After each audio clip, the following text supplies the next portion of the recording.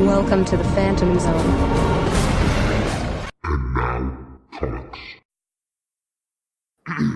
The following, ladies and gentlemen, is a statement from the consummate professional Hunter Davenport, who could not join us for this recording tonight. I want it to be known that I, Hunter Davenport, have ascended into my final form with the announcement of a Moon Knight series. Kevin Feige is a god. Spider-Man can stay at Sony, I guess. Ladies and gentlemen, this has been a great day. Yeah, it is. It's a special one. Hunter was going to be here tonight, obviously. This is a very quick little episode. Hunter was going to be here tonight, but he couldn't make it, so he asked me to read that statement verbatim. So, Hunter, if you're listening, I've read it. Yes. So, basically, today was the first night of D23? The first really big day of D23. Yeah. And Disney was basically like, oh, Sony, you want to be dicks? Let's pull out our giant Disney Plus dick and drop everything and blow the minds of everyone. Yep, everybody's now distracted successfully. Mm-hmm. If you weren't already sold on Disney Plus to begin with, if this doesn't sell you enough for what was announced tonight, I don't know what to tell you. I don't know, I know they're streaming The Mandalorian weekly, so it's not like they're just going to drop everything at once. Oh, that is weekly. That was confirmed. I didn't know that. Okay. Yeah. So, as far as I know, I'm going to get it, but I don't know if I'll get it right away. Because it seems like there's only maybe, 10 shows on there that I really care about that I want to see. Yeah, well, it's also going to be, every other thing Disney's ever made ever. Oh, that's a good point. I did forget about that. Yeah, there's going to be, the backlog. It's not just original stuff. Okay. Yes. And it's including all the animated stuff, and then it's they have that, you're in Canada, so you might not necessarily be able to get that bundle. Oh, no, we don't get that bundle, but we can still get Disney Plus. Yes. I was going to say, if you're, in America, it's Disney, Hulu, and ESPN Plus for $12.99 a month, which I believe is... Yeah, it's I think it's just under $15. So it's a little bit more than getting Hulu without commercials on its own. Yeah, okay. I think Hulu is ad-free. Not ad-free. Hulu is with ads. So Hulu will be with ads. Hopefully they add an option to knock that up $5 and get rid of ads, because I hate goddamn ads, but... I mean, already right now, though, that is less than what Netflix is costing right now. So, I mean... All right, so what is the first big... All right, are we doing, now, just to refresh me, are we just doing Marvel news, or are we doing, all Disney Plus news? I would say, the huge thing. So, the main Marvel stuff, the Star Wars stuff, and... All right, so I'll go through the big one. Yeah. I'll go through a big one. I mean, this is just a show I never watched, but I remember watching, and I have wanted to get around to it as an adult. They're bringing Lizzie McGuire back. Oh. Yeah, that is wild. I know friends that are going to lose their fucking mind here. As do I. I mean, I did not watch it. I think the whole show is coming onto Disney Plus on launch day, which would be a great idea. Because that was a Disney kids show. Wasn't that with... I can't remember her name. Hilary Duff. That was her big breakout. Was that the one that what's his name was in too, Shia LaBeouf, or was that the other show? No, that's Even Stevens. Yeah. Okay. So she's coming back actually as an older, wiser Lizzie. I'm reading this directly from the tweet. So she is coming back, and that's all we know as of right now. Mm-hmm. It makes sense with the whole Veronica Mars thing that's kind of returned. That's not even that, but Disney's already brought back That's So Raven. They've brought back Boy Meets World. This is the next logical step. Mm-hmm. Which is kind of funny because I watched that Rocco thing that came out. Which is fantastic. And it is so hilarious. It's so meta, but about bringing stuff back from the 90s, although that's 2000s. But that idea of bringing stuff back that you miss is so greatly addressed in that special. Yeah, the whole special, if you haven't watched it yet, it's 45 minutes and it's terrific. Mm-hmm. It's on Netflix. Yes. The next thing is Kevin Feige, I believe, came out, and he talked about all the stuff Marvel's going to be doing. So that's going to be a big meaty part of it. Actually, you know what? I'm going to wait till Silent jumps on because I'm going to go to the Marvel stuff. Okay, so let me go to the other stuff before I get to Marvel, because that's the big meat of everything. The big meat of everything. So the other stuff they announced is that there's going to be a Muppets Unscripted show, which was kind of rumored, but now it's confirmed. It's called Muppets Now. So it's like with the actual like Muppets. Like it's not animated or anything. It's actually like a Muppet show. Yes, it is a Muppet show. Did they give any other information? Like, is it going to be like the old show where it's like a variety show? So what I'm reading is that's going to be a short form series. It's unscripted. It's going to be like the Muppet Show. Yes. Okay. Well, which I'm all for. We have seen that Henson's kids are kind of like doing whatever the fuck they want because they can. Although they've kind of whiffed on the last couple of things they've done. So hopefully this turns out good because they did. What was that really bad? Adult. Oh, Happy Time Murders? Yeah. Oh, that was not. Have you seen that movie? No.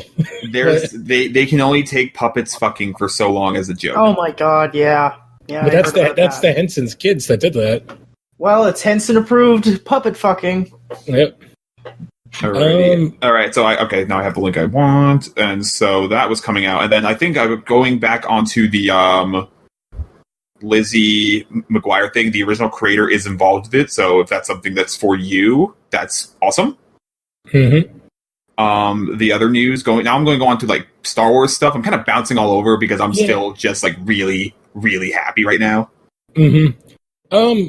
What I was going to say, why don't we pause for a second until like Ryan and John jump on? Do we want to talk about the Sony thing? Like, I'm gonna hang on. I mean, this is probably the best opportunity to talk about it. I was going to wait until the Marvel news kind of came out, until they got on for the Marvel stuff, and then we could talk about it. All right, sure. If that makes sense. Mm-hmm. All right, so I will talk about the Star Wars stuff right now. So we got a Mandalorian trailer, which is awesome. Very good. I haven't seen it yet, but I've heard it's fantastic. Yeah, it's not. It's only like what, like a it's a minute and 40 seconds. Super quick. We get to see. I'm terrible at some of the actors' names, but we see Apollo Creed, and we see Gus from Breaking Bad. Mm-hmm. Apparently, they were reacting to the trailer for the first time, and it was like, what? Yeah, I'm trying to remember who else I saw. Oh, that's who that was. So we see Gina Carano, the former MMA fighter. That's wild. Which makes sense for her to be in there. She's the woman, the brunette woman, that looks like she's, I don't know. And then... Okay, yeah, I know what you're talking about. Yeah, I don't remember if we see, because we definitely do not see anything under the mask, but we see like some kind of nice brutality in it. Yeah, no, like there's that shot where he drags the dude through the closing door. Yeah. Which is very nice. That's a nice touch. I heard also, just really quick, we have now divided our eras of Star Wars into, they have names now. So the prequel stuff is the Age of Republic. The classic stuff that we know, episodes like 4, 5, 6, Rogue One, Rebels, that is the Age of Rebellion, and the sequel trilogy and all that is the Age of Resistance. Well, that throws everything into fucking disarray. Well, and this takes place during this is like 3 and 4, I think. Yeah, so this is like when the Empire is taking shape, or like I guess it's taken shape, so it's like that original timeline. Mm-hmm. It's the same time period as Rebels, basically. Yeah, that's what I've heard. Which makes sense because Rebels heavily featured the Mandalorians. Yeah. And Dave Filoni, who is involved in the show, so if you don't know that name, he is the one involved with Clone Wars, Rebels, etc. He wears a cowboy hat. Yep. Yeehaw, boys. Which we can go into, like, Clone Wars also was one of the things that got... So I have never seen the Clone Wars show, and now this is a fantastic time for me to catch up on it. Oh, okay. It absolutely is. So I will send it in this chat, but there is someone did like a thing of like, here are the episodes you actually need to watch of Clone Wars. I actually have that link saved because I've heard about this. Because there's a shit ton of filler. The only thing is like, the parts of it that it says to like kind of skip, the only parts I didn't like is that it skips a lot of the Maul stuff, which I really liked the Maul stuff a lot. I've heard the Maul stuff is good, but yeah, that final season's coming out in February 2020. Yeah, so if you watch, watching Clone Wars and then Rebels really makes Rebels that much better. Yeah, Rebels is so good. Have you guys seen Resistance? No, I have not heard good things. No. Oh, really? I've heard actually the reverse. I heard it was pretty good. Oh, really? Okay. I mean, it's only getting 2 seasons, so I don't know what that says about quality, but... I mean, like, when it came out, like, I don't really like the art style. Yeah, that kind of turned me off. Yeah, because like it looks, I don't want to say cheap, but like it's like this weird, because it's like CG, but it's not CG. Like I don't know how to describe it. It just looks like flat and unappealing in many ways. And I don't even know like what the story is about. Well, my theory is that it's the filler content between like the actual Lucasfilm production animated stuff. Like they always have Filoni's team working on something. Like they did the Clone Wars, then they did immediately Rebels afterwards. And then I guess because they wrapped up Rebels pretty quickly in a nice little bow tie. Yeah, well, the Rebels always had like a finite ending. Clone Wars kind of got screwed because it was on Cartoon Network, and then after the Disney sale, they just straight up canceled it because Cartoon Network is Paramount. No, Warner. Cartoon Network was Warner. Okay. So yeah, they just like were like no, but that's why like the last season has like 5 random episodes or something like that. Yeah, they're like super out of place. And then I guess the other news that came out, they had think of his name now. No, it's not Diego Luna. Who played Cassian? No, it is Diego Luna. I'm sorry. I'm thinking of Gabriel Luna. There's Diego Luna and Alan Tudyk came out to talk about the Cassian Andor prequel. All we know is that it is going to be 10 hours. It is going to be, the scripts are written and they're shooting in London, I think, in the next couple of weeks. I will watch anything with Alan Tudyk. I just finished watching Doom Patrol, so he's amazing in that. Great. Oh, it's so good. And he's amazing in it as Mr. Nobody. And, is he? Yes, he's absolutely amazing in it. And they make tons of when he breaks the fourth wall, it is like so well done. Like, and he jokes about, like, somebody says, like, who are you talking to? He's like, a couple people that's subscribing, some DC fans, and a shit ton of Grant Morrison super fans that are, like, trying not to, like, jerk themselves off too quick.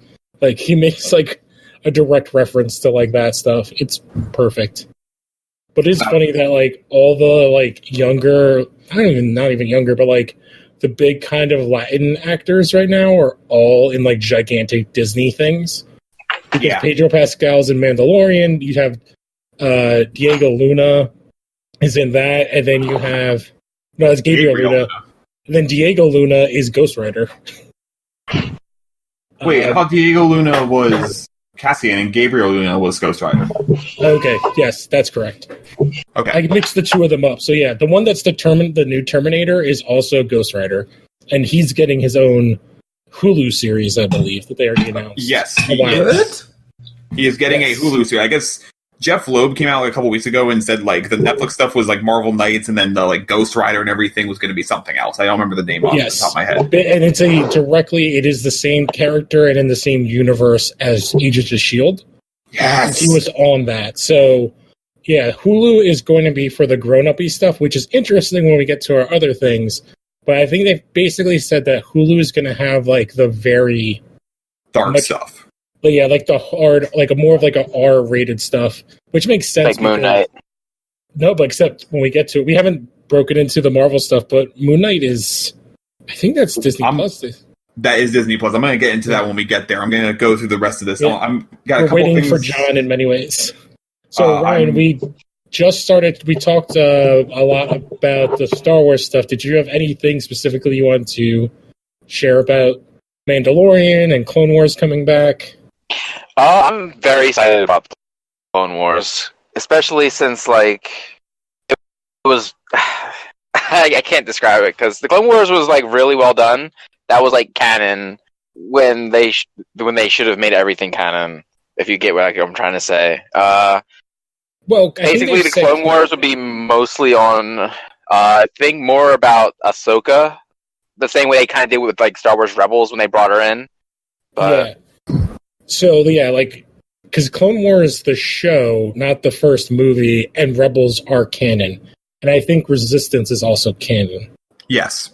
The only things, those are like the only real things, and then the newest books and the newest comics, like the Marvel comics are, like the more recent ones are canon. Actually, speaking of the comics, when we get into it, really quick, I'm going to say Marvel is ending their Star Wars comic, by the way. That got announced.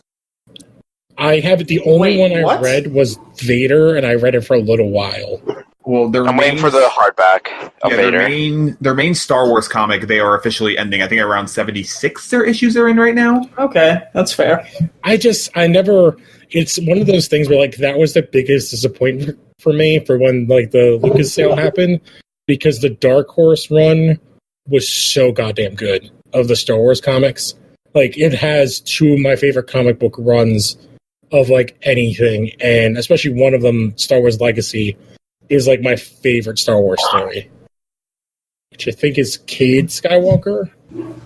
Yeah, I think. I'm trying to see what else. Oh, wait, and then the other big Star Wars news. Ewan McGregor's coming back. He is Obi-Wan again.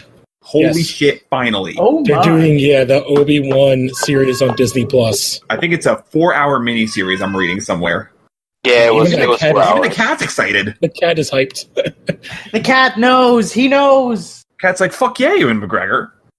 He's been wanting to do it for forever. He did the voice, I think in Rebels he did the voice. No, that was still James Arnold Taylor. He did the voice in Force Awakens. Okay. I thought because the Rebels, he's only in the one episode. I thought he did the voice in Rebels. Not Clone Wars, but Rebels. No, I think that was still James Arnold. Clone Wars. He did the voice in Clone Wars? There was... We are connected to the internet. No, so that was James Arnold Taylor, I remember. Yeah, dude, that was James. Okay. But that's coming. I am super excited that that's finally happening. I think they're shooting soon because the scripts are all written. It'll be real interesting to see where they lay that out because of Clone Wars and Rebels, we kind of know what Obi-Wan was doing, which there are definitely times in Clone Wars that they could do a show on, or in between the two shows. But even by the time when we get to Rebels, he's already kind of like all white-haired. Yeah, I'll be curious. Timeline? Oh, my bad. No, go ahead. No, I was gonna say the timeline that they could do that would be. Do you remember like at the very last? I think it was episode of Rebels or Clone Wars when it's just him speaking to Maul, like when they're like That's still like Rebels, yeah. Yeah, and then like he's just on that planet after he takes out Maul, and he's like there for like another like 40 years, I think. Yeah, it's Tatooine. Yeah, but he's like watching over Luke. So they could put him there. So there's definitely stuff they can do. I'm still like, I was waiting for that trailer to come, and then I saw that Mandalorian trailer, and I blew my mind. I haven't seen it yet. I'm going to have to finish recording because I just got into my house. It's in the group chat. It's in the group chat. You might as well. It looks so good. I did not realize the voice cast in Rebels was so awesome. Yeah, I did not know. Like Sarah Michelle Gellar did a voice of one of the. Well, her husband's in it. Yeah, her husband's Janin, and then Sam Witwer was Darth Maul. Yeah, Sam Witwer's been Darth Maul since I think Clone Wars. Yeah. And I knew Phil Lamar was in it, and I didn't know Jason Isaacs was the Inquisitor. I knew Clancy Brown was in it, but man, there's this cast is ridiculous. Yeah, they got I'm looking at they had James Earl Jones show up as a voice when Darth Vader showed up for a bit. Josh Gad was in it. Seth Green. Mads Mikkelsen's brother was Thrawn. Fucking Warwick Davis was in it. Matt Mikkelsen's brother is their Thrawn is so good. Dude, it's the perfect Thrawn. When I read the books and then I watched that show, that was 1-to-1, the exact type of voice and everything. Holy shit, I didn't realize they had Malcolm McDowell in this. Yeah. Yes, he was Minister Hayden. Yeah. Oh shit. That's I hope that show's on Disney Plus day one. They got Ian McDermott to play the Emperor every time. Yeah, that's what Rebels is so good, and Rebels almost has no filler too. There's very very little filler. Well, that's why it's only they had Forrest Whitaker come back on the show. Yeah, he played his character. Does his character? That character's in Clone Wars, in Rebels, and then it's Saul Guerrero that's in Rogue One. He does the voice in all of it. Yeah, and you get to see how he becomes Saw in Rogue One through the two shows. Yeah, that new Star Wars game, Forrest Whitaker plays his character again. He's the voice. He's doing the voice for his character. God bless him for actually getting in on this. Well, I think the big thing is like it's Star Wars. Everybody, like, if you look at like the cast list, anybody that's like under 60 has grown up with a form of Star Wars, so they just all want to do it. Yeah. Yeah. You want to do Especially that Mandalorian trailer. If Yeah. you look in that trailer, it's like an A-list cast in that trailer. Like Dude, every look at the every scene. directors.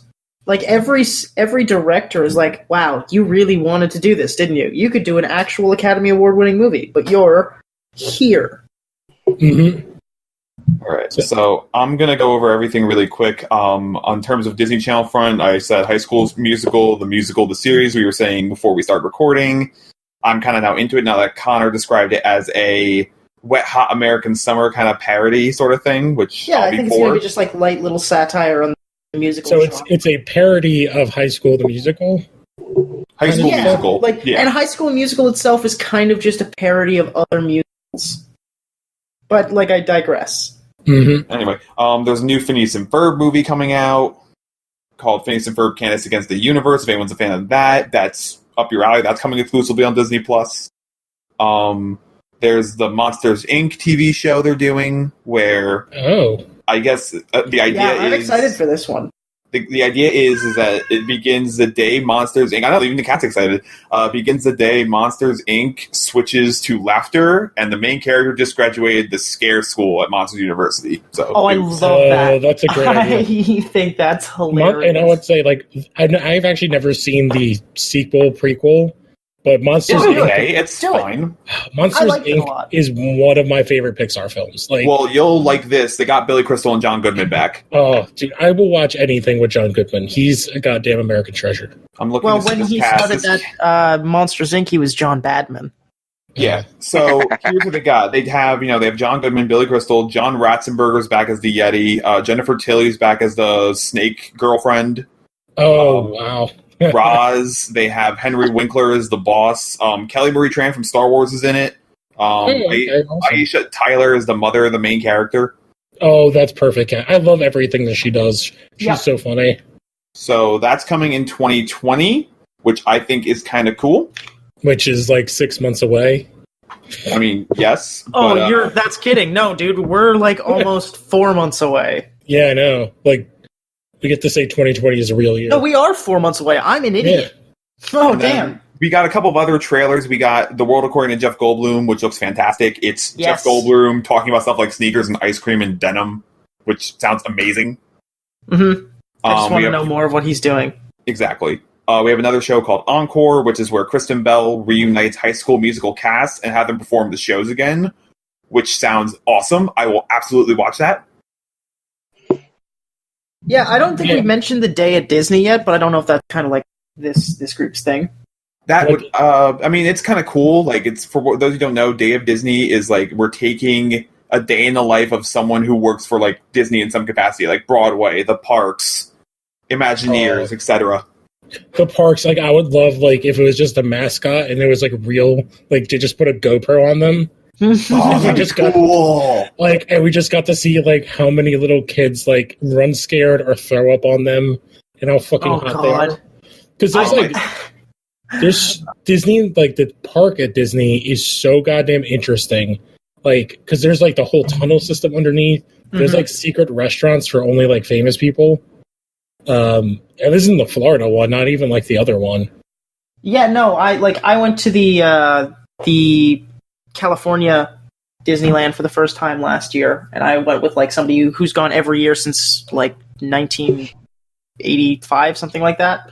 And like just listening to how the park has changed and how it's still so fucking clean at the same time, which is another thing I noticed. I am interested to see how they work, like as a company. Sorry, I went to like the hashtag D23, and I will share a picture that I just started laughing at. But yeah, well, this So is while like you a do picture. that, I'm gonna. Or you do you want to describe the picture really quick? Oh, here. Someone tweeted there is a Spider-Man memorial set up outside of D23. And people are just leaving Well, flowers. At the time we're recording this, the Walt Disney Studios panel is tomorrow, so we may get details on that. Yeah. Oh, But- which, Maybe. the other thing I see on here is they did a like MC Star Wars map. like timeline. Yeah, that's what I was looking off of where I said there was. Oh, okay. So yeah, Obi-Wan Kenobi is taking place post Clone Wars and Revenge of the Sith, and kind of in between the time of Solo. So it's way before Rebels. It's in between Solo and Rebels, it looks like. Yes. And then the Cassian show will take place kind of dead set in the middle of Rebels. Mm-hmm. Yeah. I would imagine it definitely has to be before Rogue One. Yeah, and Mandalorian takes place after Return of the Jedi, but like way before The Force Awakens. Yeah. Okay, cool. Well, I did not realize there was this crazy jump between Force Awakens and Return. That's what I've always found the most interesting about this show or this series. Like when The Force Awakens first came out, I got really big into the timeline and the books again, and I was reading most of the books up to date. And none of the books ever take place after Return of the Jedi, more than like 5 years. Hey guys, shut up! Gosh, my God. The cat's excited. This is a different one, but it's still just as excited for Star Wars. But I am interested to see, because I didn't know The Mandalorian took place there. I thought it was like during the Solo time. I thought it was like really far back in the Age of Republic. But I guess it takes place after, so that's why I'm very interested to see like what story is it going to tell, because IG-88 hasn't been seen or heard from since like fucking Empire Strikes Back, I believe. So I'm interested to see if like some of these scenes are like flashbacks or they all take place like in a congruent timeline. Mm-hmm. Exactly. All right. I see what you're posing with the Marvel stuff. I'm about to jump into that. I just gotta get through like one more trailer, or two more trailers rather. We got the Noel trailer, which is a Disney Plus Christmas movie that's coming out on launch day. It's basically, I think Anna Kendrick, I just looked at the plot, is trying to find. She is the daughter of Santa, who is trying to find her brother, who is the next in line to be Santa, and he's played by Bill Hader. Oh wow, that sounds awesome. Is that sarcasm? Yeah, that's my sort of thing. Yeah. I'll always gush. I love Christmas movies. Pleasure. Yeah, I'm down for any kind of Christmas movie. So this is this. If it's good, like even above a 6 out of 10, it'll be immediately one of those yearly watches. Oh yeah. And Christmas movies are not that hard to mess up, really. I mean, Christmas Chronicles was a 6 out of 10. I'll probably watch that again this year. And then the last big one we got is we have the Lady and the Tramp trailer, which looks fucking adorable. Yeah, we talked about the live action stuff on like the Toon Show this past week, and like I have like very mixed feelings on these live action. At least this one has I don't actual, like them. has actual dogs. They are rescues, but the only thing is the dogs are talking, and I'm not sure how I feel about that. No. No thanks. In this trailer, I'm seeing them talk. I'm like, no. At least it is actually live action as opposed to Lion King, like which is just CGI.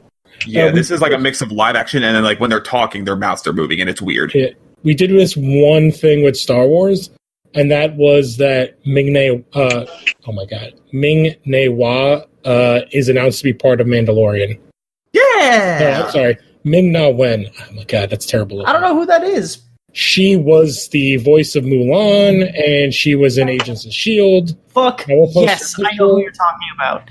Hell yeah. She just was announced to be a Disney legend today. Mm-hmm. Yes. Well, I think her daughter and her are both cast as like kind of like tease roles in Mulan, I'm pretty sure, or something. That's correct. She was supposed to be Mulan's mom. Yeah, but I think her daughter's also in the movie, because her daughter's an actress as well. But I think it's like they're like just like characters in it, like just as a tease. Yeah. That's still cool. Good for her. Yeah. All right. Go ahead.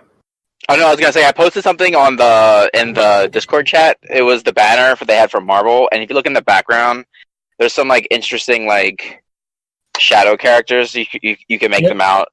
So yeah, we like now that John Seiler has joined us. Yeah, I was gonna say this is perfect timing, Seiler. We're literally about to start jumping into Marvel.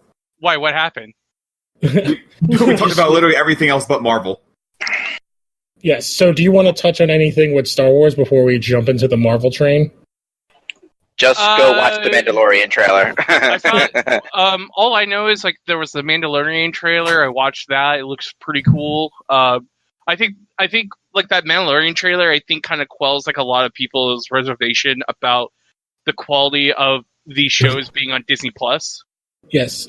What was the Mandalorian trailer, the Obi-Wan show with Ewan McGregor, and... Is that the official title? Yes, that's the official title. What was it? There's this little map. It has Obi-Wan Kenobi Untitled, the Cassian Andor Untitled series, and the return of Clone Wars for a final season. Who's Cassian Andor? He is Gabriel Luna. Did I get it right this time? Diego Luna. Yeah, Diego Luna? From Rogue One. Diego Luna, yeah. Oh. From Rogue One. Him and Alan Tudyk are returning for that miniseries. Oh, that's cool. And then Ewan McGregor's coming back as Obi-Wan. Yeah, that's cool and all. I see this Star Wars Resistance and Star Wars Galaxies, or I don't know what Star Wars Resistance is. Resistance is the cartoon that's been out for like a year or two. Okay. Yeah. Yeah, so what they did was they actually have like the difference. So the Age of the Republic is the prequels, Rebellion is the originals, and Resistance is the new movie era. Let me tell you, that clears up the Star Wars time. Because the timeline, use the fucking Battle of Yavin as the basis. The 200 years BBY, just so in case you need to know. Yeah, like, and it's funny because like I feel like I'm a big animation guy, but a lot of the Star Wars animated stuff has been not in my directory, so I feel like Siler, were you a fan of Phineas and Ferb? No. Phineas. Yeah, Phineas and Ferb was like a little bit late. Like Lizzie McGuire also got announced, and I'm like, yeah, like it's like I was in high school by the point like those were coming out, so I'm like, oh yeah, that's a bit out of my age range. Fair. But like I if they put all the animated Star Wars stuff up on Disney Plus, like I'll probably make a big weekend and just like because I would say like Clone Wars is very good. There's a lot of filler in Clone Wars, but Rebels is goddamn amazing. I love Rebels. Yeah, I watched half of the Gendy Tartakovsky Clone Wars.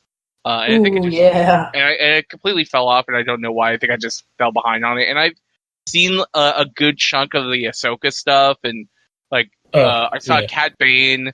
Cat Bane was kind of cool, but yeah, I didn't watch all of it.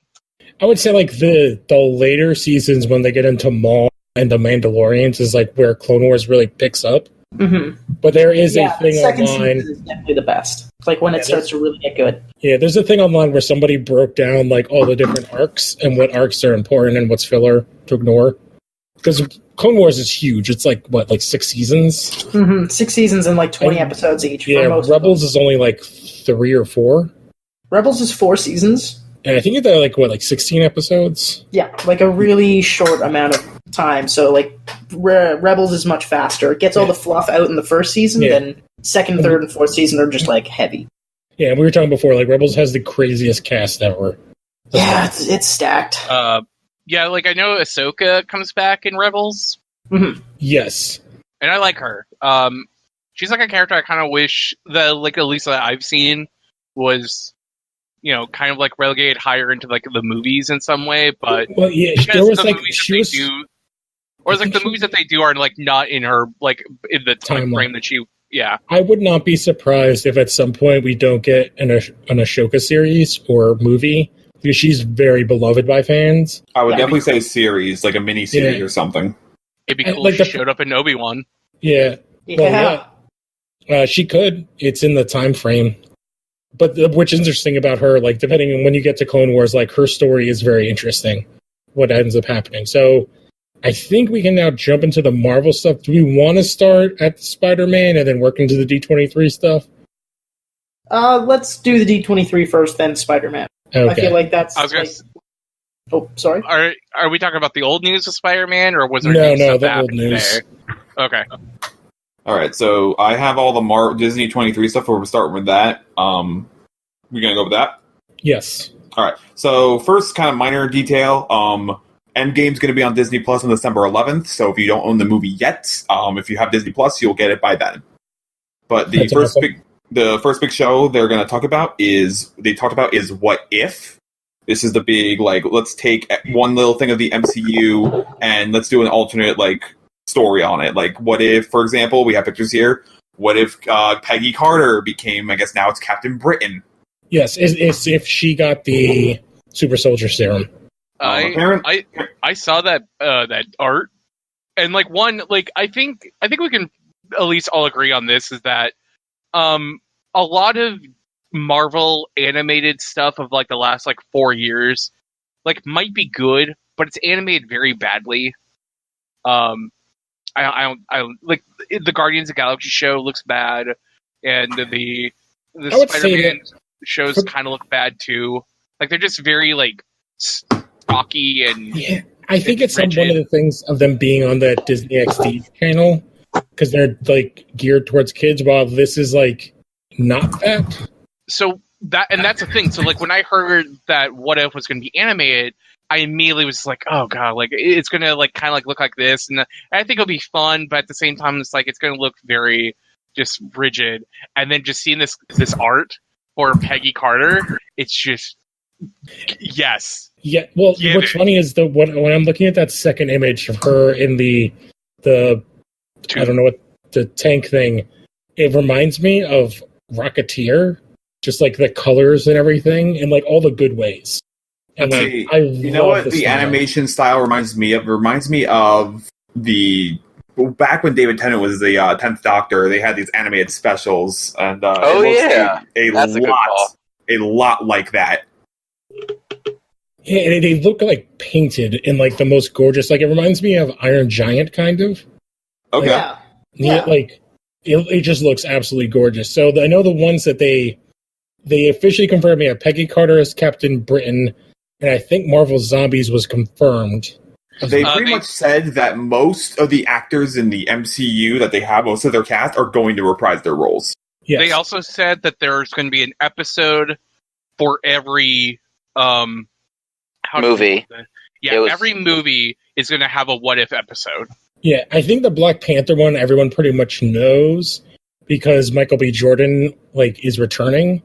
So I think everybody believes it's like, what if T'Chaka brought him back, and he won? I think the rumor is like T'Chaka brings him back and he becomes Black Panther. I can see that. Like a much more brutal take on the character. Yeah, or just like kind of having a different vision of it. So either way, it would be very interesting because I'm trying to like. I don't remember them saying like. I don't remember even hearing any other rumors for any of the other movies besides the Peggy Carter, the Michael B. Jordan, and now Zombies. Like, I don't think anyone else has said anything else about the other movies, right? No, we haven't heard much news other than just what we know from the panel tonight. Other than we saw the Captain Britain footage. But that had been rumored for like since they announced What If. Also, the Peggy Carter one. Quick, cool little detail I found out. They're going to be permanent on Disney Plus. All the content that's on Disney Plus is going to be permanent. It will not be placed in like cycles. So it won't be like, all right, after this amount of months, this is leaving. Like the Netflix thing. They won't do that. Well, it's like, why would they? They own everything. Yeah, that's what I was going to say. They don't have to pay any like that was like my thing. Like I didn't even assume that would even be a thing. Oh, the other thing they announced. What if Star-Lord wasn't Star-Lord? So what if he was just a dude? A man got captured by. Dude, I know what that is. It's called Parks and Rec, and there's 7 seasons of it. I think like what if he actually, you know what you could totally do? It's like what if instead of like keeping him, what if Yondu delivered him to Ego? Yeah, and then that's your story. The thing with that is, it's like, what if they never took him? Yeah. That's what I'm thinking. Again, that is just Parks and Rec, guys. Like, except that he's like a god.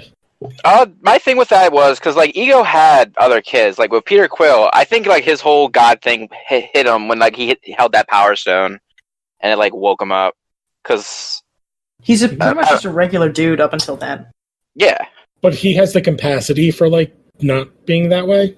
Yeah, I guess it's an interesting topic. Mm-hmm. Like, it's just I want to know what they do with that idea. Yeah. Well, that's the whole thing about like what if. Like, it can. Doesn't he survive out in space also before the whole Power Stone thing happens? Oh yeah, good point. He's like Kind of. drifting. No, he like Yeah. holds his breath for like 5 seconds and then he gets picked up. Yeah, But I mean, I ca- you're also in the vacuum of space, and ice was on his eyeballs. yeah. Yeah, that's not good. That's like super not good. Well, and And space medicine. It'll be good to see what they can do with those characters since we're not getting a movie for several years. I imagine there's a MythBusters about how long you can survive in the vacuum of space. Adam Savage is in I'm gonna Google Guardians 3. So, do we want to jump? Yeah, I was gonna say, do we want to jump to one of the live action things? Yeah, no, that's where there I'm was- going next. There was another animated thing. In the group chat, there was Spider-Man. It's like Spider-Man and Friends. I don't know if you guys saw that. I just posted it. It was like announced like maybe like 10 minutes ago. Oh, Yeah, it's it's like a Spidey show. and it's like a kid show with Miles, Peter, and Gwen Stacy. It's It's Spidey fun. and the Amazing Friends. Okay. I mean, kids content. That's cool. Yep. Yeah. The design with the big bobblehead is a little interesting. It's weird. It's kind of like a Funko It's- Pop with. Yeah, I was gonna say they limbs. look like toys already. Oh, because they're gonna be toys almost. Oh, day it and looks date, like I would assume. Yeah, it looks like it's easily like, oh, we can just throw this into a video game and like so. Yeah. Yeah. What was Also, the to answer the question, 15 seconds. You last in 15 seconds out in space before you go kind of dead. all right? So, what is the first other like live action ones? So the first small live action news is that Loki's going to be 6 hours, which, okay, that's good. 6 episodes. Okay. Sticking to this mini-series format, I like that. Very Yeah, British. I'm guessing that's like 6 1-hour episodes. I'm assuming, yeah. Which They're going to answer the Tesseract question as to how Loki can time travel with the Tesseract. yes, because I think they said that like this is not Loki Prime. This is that tangent universe Loki. Yeah. Yeah, it's the Loki after Avengers. After Endgame, it's that one that they left in the first Avengers movie. Well, yeah, who is the Loki after he gets captured in Avengers? Yes. All right, but that's the only news I got on Loki. The big one they have, that's the first big one, is the Falcon and Winter Soldier show. Oh yeah, there's a ton of announcements for that. There was a ton, so let's go with this. So they had the writers come out. They had Feige, they had Sebastian Stan and Anthony Mackie. They announced Emily Van Camp will be coming back as Sharon Carter. Yep. Which is kind of not surprising. And I think I think Daniel they Bruhl hinted- is also... Yeah, Daniel Bruhl and her had been like Daniel Bruhl had already been confirmed, but she had been hinted at. I think in like online and stuff. I think it's a little surprising because I don't think like last time we saw Sharon Carter was in The Winter Soldier, and she's not. No, she was in Civil War. Civil War. Is that the movie where she like kisses Cap and everyone's just like, what? Yeah. That's No, Civil Civil War is War. when she brings like all their crap. And then she kisses him. Basically, yeah, okay. basically, I think they had written for her like a bunch of other stuff, and then everybody was like, the fan reception was like, no, Peggy's better, and that's why she kind of got nothing. It's not even just that Peggy's better. It's just That love story is so good though. it is, but at the same time, it's just Sharon doesn't really have a whole lot to do, and then she just makes out with Cap, and it's just what? Like there's like no build up to it. Yeah, It's also a little weird that he's macking on his one true love's daughter. well, I think in the MCU Well, there's it's her implications I want to talk it's her grandniece or something like that. What? I thought it was her daughter. No, No, in it's the like MCU, Eve. it's not her daughter. In the comics, it's her daughter or her granddaughter. In the MCU, it's like her grandniece. Like she's way too young to be okay. her daughter. Fair enough. Good point.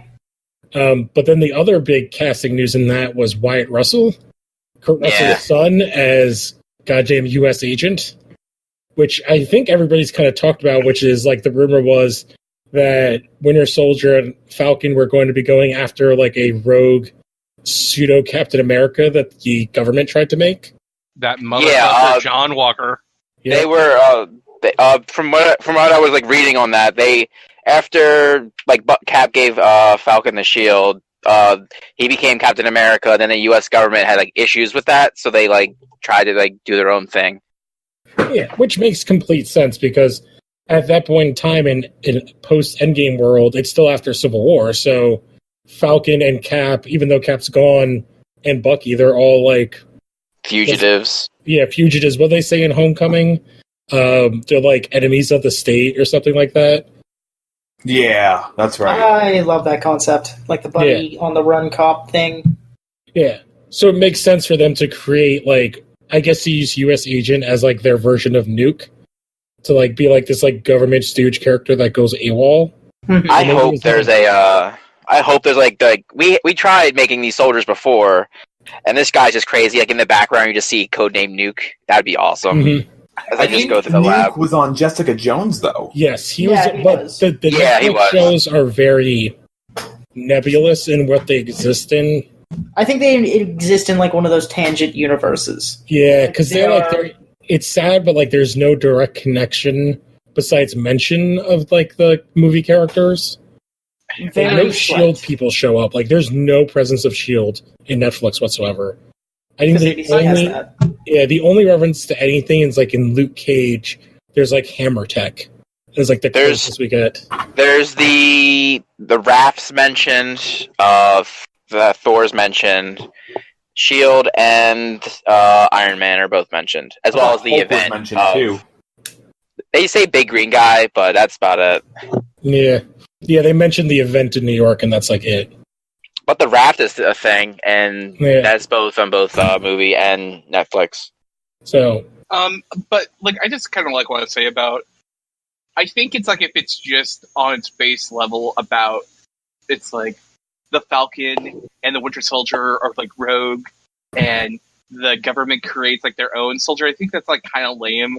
I think there's like obvious kind of like parallels that you can make to the Falcon and who he is being the new Cap, and the government not wanting him to be the new Cap, and they create their own Cap, who happens to be John fucking Walker, a guy who's kind of unhinged and believes wholly in the government, and like it's like basically just like take the Mark Grunwald 80s Cap story and just adapt that. But then at the same time, I don't know how political Disney wants to go with this. Well, I was going to say, like, there's another angle there that you're missing where even though Falcon is a soldier, he's black. Yeah, is that like, oh, they don't want a black Captain America? Well, that's what I was getting at. Okay. I like try to get at it without actually like having to say it. Yeah, I would say like I wouldn't be surprised if that is the way they go. I don't think with some of the other things that they've done with like Captain Marvel that like and the other shows that they have announced that they're going to shy away from or anything, because why bother? I'd be curious to see where they go from here. Yeah, but we're all also speculating that specifically like that is what they're doing with U.S. Agent. Who knows what else? Like they could be doing something completely different. Exactly. Mm-hmm. All right, so I'm going to go on to the next piece of news. This is really quick. This was some WandaVision casting news, as well as like we got an idea of what the show's going to be like. It's going to be half sitcom, half epic MCU adventure, according to Kevin Feige, because I guess the tone piece cut the Dick Van Dyke Show clips with Wanda and Vision footage. So yeah, that's kind of what I got from like the Vision comic that came out last year. Like that same kind of vibe. It makes sense if like Wanda has kind of made like some sort of weird, like magically made some sort of weird like TV show sitcom version of a home that's all not real. That'd be funny. And she just like as it's going on, it's just like you get little like kind of jump cuts of like the real world and like because I think the rumor is that the WandaVision will lead into Doctor Strange. The rumor that she is the madness in Doctor Strange. Yeah, from what I was reading, that she's going to be in that movie. So from what I've been thinking about was like in WandaVision, it's just her like her powers expanding, and like she just starts like bleeding holes in like reality, and then like that leads into Doctor Strange with the multiverse. Yeah, as he has to like fix that. Yeah, because we've never gotten like a real explanation of the MCU Scarlet Witch's powers. She's just kind of telekinetic. I actually just sort of psychic. Yeah, but I'm basically just thinking that those stones just made them into mutants, and now they can actually say it. Yep.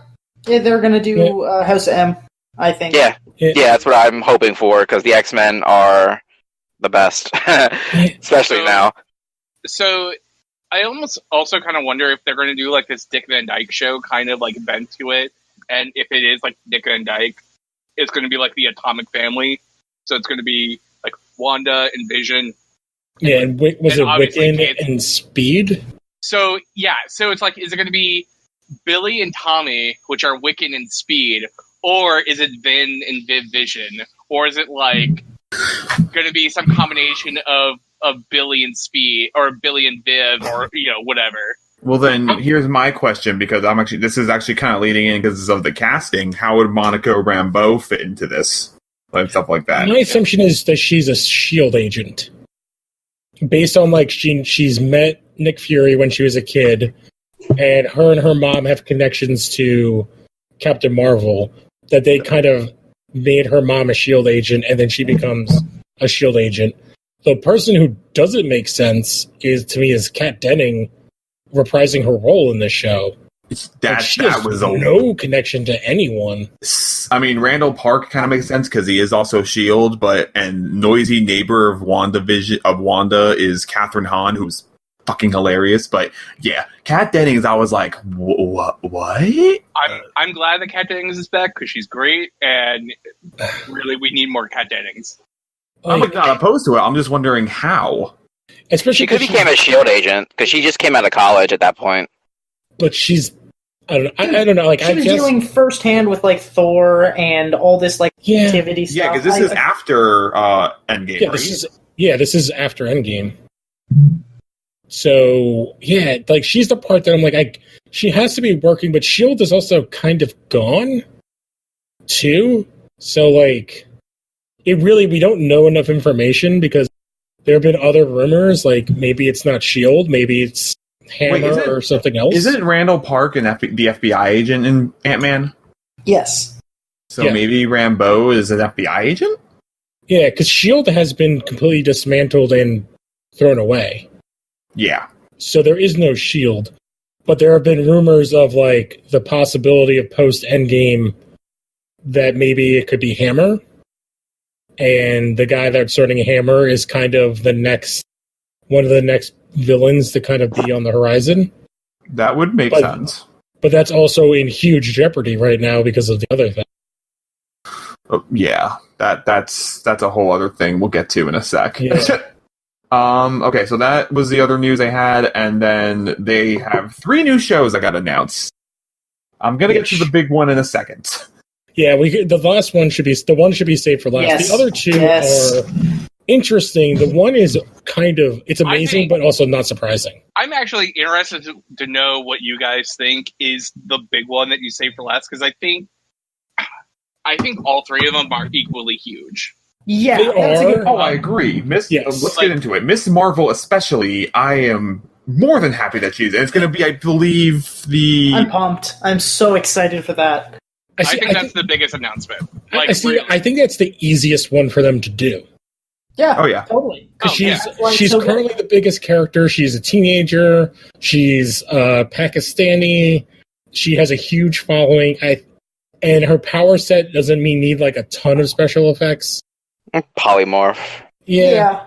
But the thing is, I think the writing was going to lead to her with like, meeting Spider-Man, since they're like in the same area as well as around the same age. But now that Spidey's gone, and Feige has come out and said he wants to introduce Kamala Khan in the MCU after Captain Marvel, and Brie Larson wants to bring Khan into a Captain Marvel 2.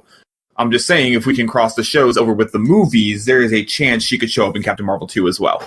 Yeah, that makes sense. I'm mostly worried they're going to try and do Civil War 2. I don't think they're going to touch that. What's interesting, doubt though, it. is with doing Ms. Marvel's show, is she going to be an Inhuman? And what are we doing with that giant...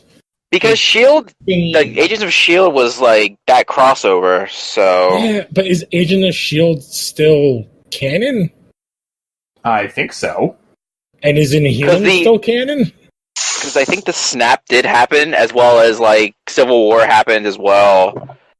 I haven't watched They Shield. mentioned in Agents of Shield in like season 5, they said like, oh, a ship's coming to Earth, and it's Thanos' like little wheel ship. Yeah. Yeah, I haven't watched. Also, Agents there of was Shield in years, so. the episode with Gravitron, like when he first came to power, he's like, "Where's Thanos at?" Because he's like, "Who's the most dangerous being in the world?" He's like, "He's currently on Earth, like in Africa right now." Okay, so that'd be Infinity War. So Yeah. it could be Ms. Marvel could be a great way to reintroduce and fix Inhumans as well. I mean, you can't get any worse than the Inhuman show. You really can't. I mean, once you hit rock bottom, One way to go, but up. Like there are parts of that show that worked. Yeah, it's anything but. No, it's basically only The writing. Anson Mount? Anson Mount, because he didn't have to say a single word. Yeah, and he's good. Like he's a good actor, I think. And the dog was good. Everything The CGI creation. Dog. And the CGI The creation Hound and God, the man man. who doesn't speak. and actually, I would Oh say God. I think Maximus, what's his name from Game of Thrones, did what he could with what he was given. Oh no, I hated him throughout that whole show. I'm like, you can go fucking die in a hole. But that's that character. That character is the biggest pile of shit ever. Like, that's what he is. Like, he is the same. What was his name on Game of Thrones? Ramsey. Yeah, Ramses Bolton. Like, he is that character. Like, Maximus is, like, the biggest shithead ever. But The let's next go. show, She-Hulk. I am so pumped for this. I'm Yeah, all each for of it. us has a different answer. I actually have a good theory on She-Hulk. Like it has to do with Smart Hulk. Like after he came to terms with what he was, he like reached out to like Betty and his family, and he heard like that his cousin was like in an accident, and the only way for like like a blood transfusion. Yeah, like that's That my makes whole sense. theory on that. What I hope this show is, and I could be on an island, I hope that this is like... Law and Order. I was going to say, The like... Hulk. I hope it's a law show, and then it's like her dealing with the fact that she like randomly changes into the Hulk, and like the duality of it. Like, I hope it's do based you around her think- lawyering. Do you think Mark Ruffalo will show up in like a couple episodes as a guest star? He has Well, to. There's Samuel no Jackson way. It's got did a it for Disney Shield. budget. It can do anything Yeah. it wants. This Yeah, is and Disney, I they're- was going to say, this is Disney Plus budget, so this is like... Yeah, and you already have like the Winter Soldier and Hawk and the Falcon show and the Hawkeye show. Yeah, it's and- really not hard to see yeah, them. the Like, the hardest WandaVision- thing you'll have to do Flo keeps his fucking mouth shut. Yeah. Yeah. If Agents of Shield can get Samuel L. Jackson for like the season finale, they can get Mark Ruffalo for like 10 minutes. Well, that's a bit different. Like, that's ABC working out the budget, and they have to Yeah. hire Samuel. Disney can just write a blank check. Yeah, but like, I guess to me, like, what do you guys think the show is gonna be? Because to me, like, her being like a public defender or like, No, Kind I'm of. with you there. I really want her to be like a superhero victims unit, Veronica Mars with the Hulk. where she's just dealing with like minor super crimes. I would totally Yeah. be for that. Yeah, It's like- just like a Veronica Mars-esque thing with like she just hulks out all the time. That'd be awesome. well, it kind of be like what season 1 of Daredevil was, where like he was like trying to defend people and like what couldn't be helped. But like, yeah, if it's specifically with like, I need help suing like because my house got destroyed by. I don't know. I'm seeking legal compensations because my Yeah. house was crushed by the Hulk during Mhm. the Endgame fight or whatever. I don't Yeah. know. It's kind of like part of what we again seeing in like Homecoming, like why the Vulture becomes the Vulture, like the kind of low grade, kind of street level issues that normal humans have to deal with, like in the MCU. That's why I liked the Defenders so much. Well, the concept of the Defenders so much is because they took care of that. It added concept to it, and like to a degree, I guess the Runaways doing that for the Runaways. Is doing that for ABC and Marvel right now, where they're kind of adding more smaller conflicts in a different part of the Marvel universe that doesn't really get too much attention. LA. All right, so do we want to move on to the big boy? Now, Ryan and Siler, because I know you guys have missed this, Hunter did release a statement. wait, did we already talk about She-Hulk? Yes. Yeah. Yeah, that's what we were just talking We were about. just talking about I thought you've been talking about Agents of S.H.I.E.L.D. this entire time. No, but that trailer dropped too. I haven't seen it yet. Oh I my don't god. care. Yeah, I'm very excited for She-Hulk. I saw like that infographic, and like after seeing the Miss Marvel one, I like legit had like my eyes got watery. I was just like so happy. I'm so happy we live in a world where I can see Jennifer Walters like on screen, and I'm so pumped. Well, I would say compared, there's only one show that has a shitty logo, and it's none of these. It's still goddamn Loki. Still goddamn Loki. God damn it. It still Graphics makes design is my passion. Graphic design is your passion, says the 5-year-old. But yeah, I'm excited for She-Hulk. We can go on the next. We're going on to the big boy. Yeah, Earth All Knight. right. So as I said, Earth Knight, he's just a happy 9 to 5 guy. Anyway, Flat Earth Knight? Ryan and Siler, you guys missed Hunter Davenport, consummate professional, did have a statement, which you can hear at the top of the episode. Like, I agree with what he says. I am a happy boy because holy shit, this is actually happening. Is it Keanu? Oh God, please, crazy. Please let it be Keanu. Please, Lord. My biggest thing is I am so surprised that it's Disney Plus and not Hulu. That was what I was saying. I was actually talking to Hunter about this, and I was even saying I'm surprised it's not Hulu because Hulu is way more adult than Disney Plus. I'm wondering if they go with the more, I can't remember whose run it is, but when he's in the suit, not when he's carving moons into people's heads, when he's being an investigator. I wonder if it's kind of more that version of Moon Knight and not cutting people's faces off and wearing them. I'd kind of be for that one though. I also just want to say this idea of I don't believe all these projects that are going to ever be announced for Disney Plus are all going to hit a range of adult content won't be on here and we'll just put that on Hulu. I think the things that they want to keep within the main continuity, I think they'll always keep on Disney Plus. That's why Moon Knight will be on Disney Plus. That's why Blade will be on Disney Plus at some point. I think it's once you start segmenting, even if you have Disney Plus and you automatically have Hulu with it, they want to try and keep everything in the same basket. Yeah, well, the only show that's been announced that's on Hulu that's new is the Ghost Rider show. That was a while ago, I believe they announced that. And that Kevin Smith. Well, that's the animated, adult animated stuff, yeah. Yeah. That's not canon. The animated stuff's not canon. The only thing that could be is the Ghost Rider thing. Mm-hmm. So, it's just it is interesting because of every rumor. They also have a Hellstrom in development. Yes, yeah, I think that was also for Hulu. Damon Hellstrom? Yes. Son of Satan, Damon Hellstrom? Yeah, that was Damon and Anna Hellstrom, the children of a powerful serial killer, hunt down the worst of humanity. Yeah, that was part of the Ghost when they announced Ghost Rider. It's so they're doing the dark magic-y stuff. And it's going to be called Adventure into Fear is the banner they're putting it under for Ghost Rider and Hellstrom. Adventure into Fear? Yes. Ugh. They need to workshop that title.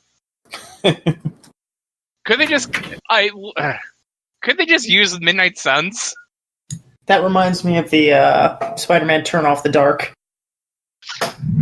I literally forgot about that. Yep, I'm here to make sure everybody remembers Spider-Man Turn Off the Dark. You know what? I kind of wish I had seen that musical. I'm not going to lie. Oh, me too. I wish I could have sued them. That would have been so nice. And then Oh, go ahead. Well, I mean, even at the time, that being a disaster, it's I didn't realize how expensive theater tickets were. It's I'd see that, and it's would you pay $200 to see it? I'm yeah, you know what? For a joke, nah, I'm good. And then and then the Marvel, the Netflix stuff is being referred to as the Marvel Street Level Heroes or Marvel Knights. Cool. Okay. I get that. I mean, I kind of feel like I would take all the adult content and put it under the Knights umbrella. That's just me. Yeah, man. Give and take right now. It's they're in such it's weird. It's we all thought some things were going to happen, but this Sony news has kind of thrown all the rumors into like this weird thing, because there was like a lot of rumors around plans of what they were going to do with Norman and how he was going to be the big bad of like the street level heroes and stuff. So I don't know if like maybe some things have changed and that's why they're pivoting with some of these ideas. It's always possible. Like, it wouldn't surprise me if, like, okay, going now, I guess, into the Marvel Sony stuff, I guess, is I wouldn't be surprised if like the Spider-Man was supposed to be a bigger integral part of the MCU, but now that's kind of out of whack. I think they've been planning without Spider-Man for about a year. Well, he's still signed on for one more. I thought it was movie. 2 more movies. Yeah, I heard 2. Is it 2? I thought it was like one more Spider-Man movie and then maybe like a crossover. I think this is all a ruse. Dude, it's totally a ruse. It is Disney leaking this to get Disney, like. Oh, yes. Sorry. Yeah, no, I totally agree. Because I think Sony has all the leverage in the world in this deal. Like, absolutely. Like, even at the end of the day, they both walk away from the table. Like, Sony still has Spider-Man. Like, there's really nothing Disney has to bargain with other than, hey, we have the rest of the playground. Well, also, we've made the better movies and made people care about this again. That's not entirely true, because Spider-Verse is great. But Spider-Verse is like a different thing. But like, they gave an animated film to 2 guys who have done amazing animated films. Like, okay, so you have these last 2 Spider-Man movies that have done very well. You have Venom that did very well. Like, despite what people think about the quality of those films. It made a lot of money. And I think, like, people are, still wanting to see, like, more Venom. I think, basically, I think this boils down to is Disney wanted more of a share of the profits for Spider-Man. Oh, and that's Sony 100%. was like, and Sony said no, and instead Disney leaked this information out to the public, so a bunch of Disney stans and Spider-Man stans and all these other people can just basically pile onto Sony, because Sony's like always been an easy target. It's like the same people they're who an complain easy target about because their movies are shitty. Like they did a much. lot of shitty movies. Like they haven't. It's like, okay, you take because of the show. Like I watched Spider-Man 1, 2, 3, and I've seen Amazing Spider-Man and Amazing Spider-Man 2. Like, what about the Emoji Movie? Like, there's a lot of bad Sony stuff. I mean, yeah. And like throwing out Spider-Verse, yes, they made Spider-Verse. But I think like all studios make bad movies. I think it's just that the movies that Sony makes get far more press because they're Sony, and it's just like an easy, it's like the it's all kind of like started with the Ghostbusters thing, and like those guys like just never got over it, and they're the same people today that are like hounding on Twitter about how people want Disney to buy Sony, which is absurd. Oh, well, that's a completely different thing. That's never going to happen, because that's going to basically be a monopoly. And it already is. Yeah. It's just monopoly light. And I know we just spent like so much time like gushing over everything that Disney is doing currently, but at the same time, I don't want Disney to own everything. No. Yeah. But there's a difference of Disney, people thinking they want Disney to buy Sony, and people thinking, like, so in the deal that was the current deal, Disney was getting 5% of the money from the movies, which Far From Home made $1 billion. 95% of that profit went to Sony. So, like, I can get more like Disney wanting like more than 5%, and coming to because they're the ones shouldering a lot of the creative stuff too. Are they? Oh, you're telling me that there's not a gigantic difference in quality from when Amazing Spider-Man 2 to any of the stuff post then with Spider-Man? Like, Marvel has no say in like what Spider-Verse is, and Spider-Verse is different. But Spider-Verse is a completely different animal. Spider-Verse, they gave a thing to 2 guys who have a track record of being good. And they basically were like, "Here, you do this." It's like so like. I mean, that's all filmmaking is. You yes, but they're like they didn't have like creative like studio input on it compared to the Amazing Spider-Man movies. Like, look what all the I know it's like slightly different people in power, like in charge now at Sony. Like, look what happened. Like, all those. The reason why they had to make the deal with Disney is because Amazing Spider-Man 3 was dead before that deal even happened because of how shitty everybody was with the cast of those movies, and especially with Garfield at Sony. And then when we had all the email leaks, I don't think Garfield was the worst part about those movies. I think he was fine. No. I didn't say he was the worst part. I mean, like, they treated him shitty. And that's why he was out. Like, and those people, like, and it's not like the rumors of like Sony wanting to sell the division are like new. And like, one of the most famous parts of Sony was like, although she's moved on from now, but like she's part of the Steel and Venom. Like Amy Pascal, who was in charge, like, what's the most famous thing about her? She threw a sandwich at Kevin Feige. And the other thing is, like, she fell asleep during a pitch meeting. And the guy that's in charge now was the guy who was at Fox during Fan Four Stick and, like, what was it, like, a bunch of other, like, really bad movies that was there. Which Fan Four Stick was Fox. Yes, he was at Fox. But he was at Fox's when that movie came out. Yes, he's the one who greenlit that movie and, like, a bunch of other really bad movies at Fox. That is who is now the head of Sony Pictures. Because Pascal left and is now with Universal. And that's fair. Yeah. Totally. But I think, like, you know... I'm just saying, I get, like, Spider-Verse is an amazing movie. If you remove Spider-Verse from the equation, or from, like, the track record, Sony has a horrendous track record, with Spider-Man specifically. Every single Spider-Man from the first Tobey Maguire movie made less money than the previous one. Until not Spider-Man 2, I don't think. I'm going to say... No, Spider-Man 3 made a ton of money. Yes, but it made less money than the one before. It's like a weird... I do not believe that, actually. Right, I'm going to look it up. No, I'm looking right now. Okay, so Spider-Man 2 made $83 million. Spider-Man 3 made $890 million worldwide. Okay, then maybe it's from like Spider-Man 3, Amazing Spider-Man, or Amazing Spider-Man 2. No, that's what you're thinking of, I think. Yeah, that like each one dropped off like significantly too. Well, so up until Far From Home, like unadjusted worldwide, Spider-Man 3 was the highest grossing Spider-Man film up to that point. Well, okay.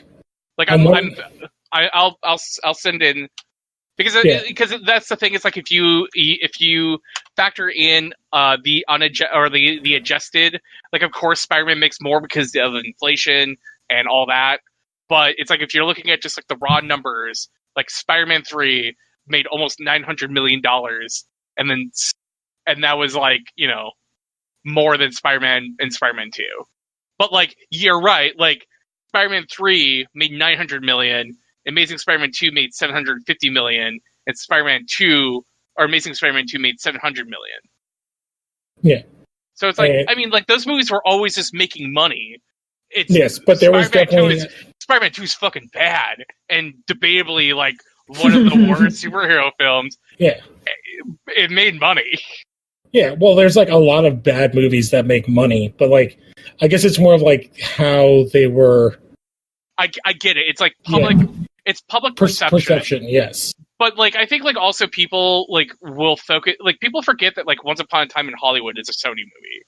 Oh yes, like they have good movies, and that Jumanji movie like they made like last year, like that made like almost $1 billion is like not bad, but you know it's because it's like.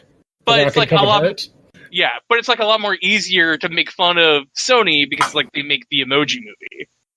Yes, but they also which to made be fair, the Emoji Movie. They made the Emoji Movie because they canceled Medusa and Popeye. So yes, I'm also agreeing with you, but at the same time, like, hey, all studios make stupid mistakes. Yes, and I mean, it's also like I definitely trust the studio who made Jack and Jill. Yeah, man. Do you know like how much money the Adam Sandler movies are making on Netflix, by the way? Like, yes. It's absurd. Like, it's absurd. It's insane. How do they make money off that garbage? Because it goes back to the point. I'm sorry, this is a side tangent, but it goes back to the point that people were like, well, Bright made if this was in theaters, it would have been one of the biggest films of the year. I'm like, well, yeah, but you're also assuming people would have went to a theater to go see Bright, and I don't necessarily think they would have. I'm very happy I did not pay to go see Murder Mystery in a movie theater. Yeah. Well, I'm looking at like Sony's movies from like this past year. They have Angry Birds 2 coming out. They had Men in Black International as well. Ooh, that was good. That was a good step. Which is weird because apparently they're doing Bloodshot. The director was With good. Vin They had Diesel. good people involved. Yeah, I don't know what happened with Men in Black. It was just a whisper in the wind. Also, they did Holmes and Watson. Fuck that movie. That movie sucked. Isn't that like one of the worst movies of all time now? It is. Yeah. I remember watching it. I didn't chuckle once. To be fair, you can actually read online. Sony tried very hard to dump that movie on everyone else. They tried to sell it off so hard. They tried couldn't. selling it to Netflix, and Netflix wouldn't even bite it. And Netflix picks up everything. Netflix has the silence, or like whatever that fucking terrible deaf person. Are you talking about Bird Box? No, not Bird Box. It's another. No, one. it's the lower one budget with Stanley Stephen Tucci. I know what he's Yeah, talking yeah. about. Yeah, it's the one with the girl who plays Sabrina, and like there's like bats flying around, little pterodactyls. Oh yeah, no, I watched that, and that was That creepy church dude. oh my god, that dude sucked. Yeah, no, sorry for the side tangent there, but like, yeah, if Netflix won't buy it, it's usually a bad movie, and Sony really, by the sounds of things, regretted doing it. Yeah, Sony only has like about 3 big movies left for the rest of the year. They got the Zombieland 2, which I don't know. If anyone cares about That's like that. a decade too late. I mean, Yeah, it's I'll still definitely see too it, late. but yeah. They think have I'm that a- gonna see it because it's going to be October. They're also they did A Dog's Way Home. Those are like those weird, like which dog isn't- resurrected movies, the Christian ones. which wasn't the only talking dog movie this year. No, Yeah, there were 2 talking dog it's movies the this race year. car one, right? No, you're there- thinking. Well, the 3 then. There's A Dog's Way Home. There's A Dog's Journey, and then you're thinking of the racing one. No, A Dog's Journey. A and Dog's Way Purpose. Home. A Dog's Way Home is the sequel to A Dog's Journey. And then there's another movie coming out later this year where it's a dog talking to a whale, and it's called A Dog's Porpoise. Wait, no. A Dog's Way Home is the spin-off. It has nothing to do with. I like that. That's Okay. good. Thank you. All right, let's look at 2018. So I'm looking at their movies. So Venom and Into the Spider-Verse are their top 2. Hotel Transylvania 3 is their 3rd best movie, gross wise. Peter Rabbit, The Equalizer 2. That movie did so well. They're doing a sequel. I just The learned Peter about Rabbit, that. yes. Sicario, Day of the Soldado, which is good. Goosebumps 2. Alpha, Yeah, which I forgot even existed. It's funny because that first Goosebumps movie is really good. Like, I heard the surprisingly- sequel's not. The sequel is not. Like, the sequel is basically what I thought the first Goosebumps was going to be until I heard the good reviews, and then I went and saw it, and I'm like, it's like a great kids horror film. Okay, that's cool. Oh my god. So after that, all the movies last year are horrendous to I didn't even know these came out.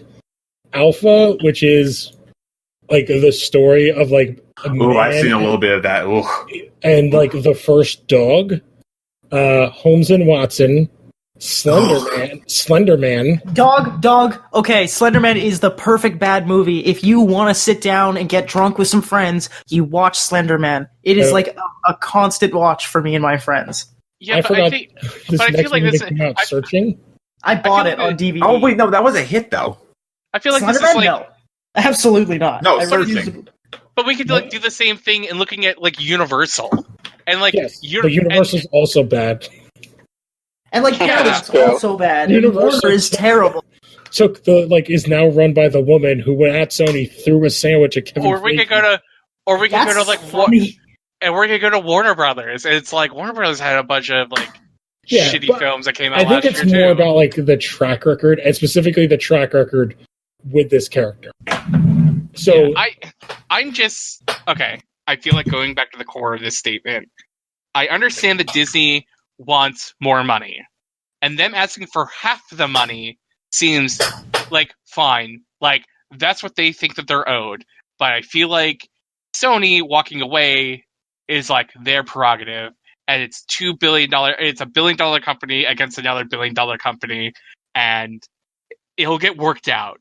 Like, people who think that this won't get worked out, it totally will get worked out. Okay. I would say I think most people thinking Sony's a bad company is because of 2017. So, besides Jumanji... man, like, I don't like Sony because they play video pretty shitty with PlayStation.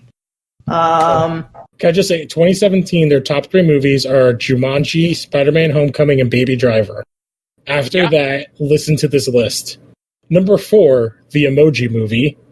Number 5, The Dark Tower. Yeah, people joked about that shit, and the Emoji Movie made money. It made a lot of money. Okay. Number 5, so The Dark Tower. The Dark Tower, as a fan, can go die in a fucking hole.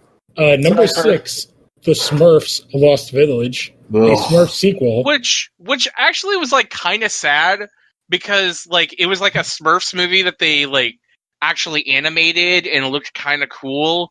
But, like, that's the one that fails. But actually, can confirm it's not cool. But that movie actually made like $150 million like overseas because the Smurfs is like huge over there. Okay. So the next one is The Star, which is some like animated Jesus-y movie. Yeah. After that, Underworld Blood Wars. Resident Evil: The Final Chapter was 2017. I feel like that movie came out 8 years ago. Yep. Wait, was it really? No, it wasn't. Forgettable. Yes, it was. Yeah. Oh, Screen Gems. The remake of Flatliners, All the Money in the World, Roman J. Israel Esquire, which is that really weird Denzel Washington movie. I mean, it was Denzel Washington's Oscar movie. Did not happen. No. Oh my god. Man, Trainspotting made no money. Nope. I don't even remember some of these movies. That's for some Disney. I mean, Sony does a lot of these Christian movies. They have their own studio, I think. Oh my god, they did Rough Night, which was that. Oh god, Rough Night. It's like that Girls' Night Out movie that they. I can't remember the one that actually made money, but this was like a shitty. Girls Trip. This is like a shitty white person version of Girls Trip. Oh yeah. You'd be surprised like how much money like those religious films make. Oh, I know they make a shit ton of money. Yeah, people. It's just like it's like an easy slam dunk. Oh, it's like 100%. There was like God's one of those Not Dead. one of those talking dog movies is a religious movie, and then there was like no, the two of them, those two sequels, they're religious movies. Oh wait, no, Dog's Way Home and the other one. There was 2 religious films I remember seeing previews for every time I went and saw Into the Spider-Verse, and or it was Shazam. It was one of those 2. Was it Breakthrough? One of them was Breakthrough. About the boy who breaks into the water and is in a coma. Oh, the one with Luke Cage? Yeah. Yes. And then the other one was about track, but then it was also about something happening at home, and there was also camping involved. It just seemed like a bunch going on. Yeah, I know we've gone way off topic, but I get your point about Spider-Verse. I guess my feeling is that I don't trust Sony to not fuck up all the greatness that has been done by Disney with Spider-Man, live action wise. I just don't trust them to not fuck it up because they've fucked it up twice already. And I don't know, man. If we get a bad Spider-Man movie, I don't know, man. I'm an X-Men guy. I'm an X-Men guy, and I've been I've learned to kind of deal with my disappointment for so long. Well, you can with Spider-Man with Sony now. You think they would learn from their mistakes? Aside from Spider-Verse, they did put out that Spider-Man game for the PS4 this year. Well, that was Insomnia, which they just bought. They didn't. Yeah, well, they're making the right. But is Venom do those games? I watched Venom. Venom made money. Venom is not terrible, but is Venom the right choice? I know it made money, but is Venom really the right choice? They did that movie. I feel if you say Venom one more time, Eminem's going to come smashing through the window. Yeah, then we have to pay fees. Venom is not great. It wasn't bad. I think that movie has more promise than it has distractions. I watched Suicide Squad, and it's there's like very little about that movie that's redeemable. Or Batman v Superman. It's like they're like so bad that I do not see how these films can go on, and they did not. The thing is, like, do you not see a realistic chance that Sony will make, the minute they get Spider-Man back, a Maximum Carnage movie as like a sequel to Venom? Well, that's what they do. If they pull out, they've got Tom Holland for 2 more movies. Like, regardless, I honestly think that unless he's contractually obligated, I think he'll bail. I mean, there was that thing that he apparently unfollowed Sony on. Yeah, him and Zendaya, and I think dude, he was cast as Nathan Drake in the Sony movie. Yeah, which is basically just lost Danny Trachtenberger, but their 5th director. That should be the hint. They're trying to make that movie work, and I don't know why. Yeah, they gotta just let it die. I wonder who's had more directors, Uncharted or The Flash? Oh, did you hear that news? I'm not trying to like go into tangents now, but Ezra Miller was like, "No, guys, it's actually happening." I'm like, "Is it though?" It's not. Just stop. Yeah. Stop. It's like people asking for the Snyder Cut. Like, just shut up, guys. It's over. It's never going to happen. They're not going to call you back. Yeah, man. Like, the date went bad. Get over it. I don't know. Like, I think it would be disappointing not just for the MCU to lose Spider-Man, but to lose the other characters. Because I love Norman. Norman's one of the best Marvel villains. I think it would be terrible for them to lose that. But I also don't think that Sony has all the leverage. I guess that's like my big disagreement with you, John. It's like I just don't think that's true. So I don't think Disney, like the MCU, it doesn't need Spider-Man. Like, they don't need each other. It helps that they work together, but they don't need it. I think, like, if we're going to put this into wrestling terms, I think, like, they just propped up Spider-Man to basically be their, like, next babyface, like, leader. Mm-hmm. And, like, he might be defecting. And it's like, you have a void of who's going to carry the Marvel U going forward. Because Spider-Man has kind of been laid out to be the next Stark, right? Yeah. Like, he's got all this responsibility. Because Stark is gone, Cap is gone, like, you have... They basically built up Spider-Man as being, like, the next guy. Yes, but the thing is, they've already said they're not doing a giant crossover, like, ever again. So, like, a big Infinity War story over, like, 10 films. So, as, like, yeah, he's, like, a major player, but, you know, within the time, like, there's no Spider-Man movie scheduled right now, because the one just came out. In that time period, they could easily build up a Kamala Khan to take that void. Yeah, but that's a lot more time and investment. Like, Spider-Man is already there. Yeah, I know that, but it's also like we have 2 years of movies and there's no Avengers. So how involved is Spider-Man in the rest of these movies? Well, that's what I think is, like, Marvel was very smart about not announcing anything at San Diego Comic-Con. That's why they were so broad with, like, here is everything we're doing, and it's this massive announcement pile, but they don't talk about Spider-Man, which just came out. Yeah. They say, like, oh, thank you for watching it, blah blah blah, let's get to the other stuff. Everything else is very quiet, because I think they were at the time definitely talking about this. Yeah, and not to mention they have the FF and X-Men kind of waiting in the wings for them. Yeah, like, those are theirs again. Like, they can introduce both of those and still get interest from the public. Like, I'll be interested when they put the Fantastic Four and X-Men back in. So I think I'm on John's side on this one. I think Sony has most of the power in this relationship, and Disney is, I don't know. I think I would say Disney is, like, a little bit more than ambivalent, but, like, they don't, like I said, I don't think they need Spider-Man. They definitely did prop him up. Like, I think your analogy, John, is perfect. But they also don't need him. It's like someone from the WWF going to TNA, which I don't even know if TNA exists anymore. I mean, you could have also said AEW. Yeah, I'm so out of wrestling, I don't even know. All I know is Stephen Amell is going to be on, like, a new fictionalized wrestling TV show called Heels. I didn't look up the news on that. Like, what's the deal with that? He's basically going to be playing the heel on a TV show, but he's also owning the business, and he's in the competition with his brother.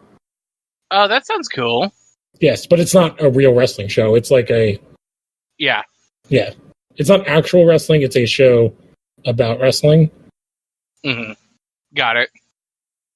All right. So closing statements before I kick Craig out. Disney Plus, I am sold 100%.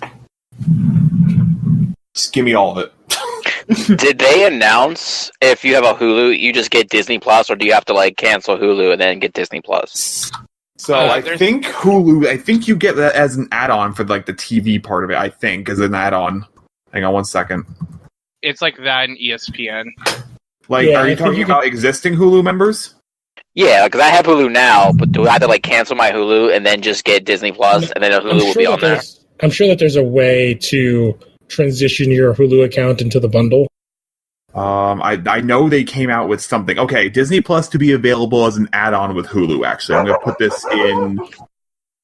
All right. Hang on, I'm going to put this in the chat while we're all finishing up here. All right. Anybody else have any closing things they want to say? I'm really excited for what the potential of Disney Plus is, but I'm still not entirely sold on it right away. That's just me, though. Mm-hmm. I don't want to give my money to Disney, and I don't want them to own so much of the marketplace. But at the same time, I can't hate the player, just hate the game. And I'm probably gonna get the Disney app and watch all their shows. Yeah, that's also fair. I'm probably going to crumble on day one and watch as much as I can. I've already crumbled. I, for one, welcome Mouse Eared Overlords. I'm kidding. Yes.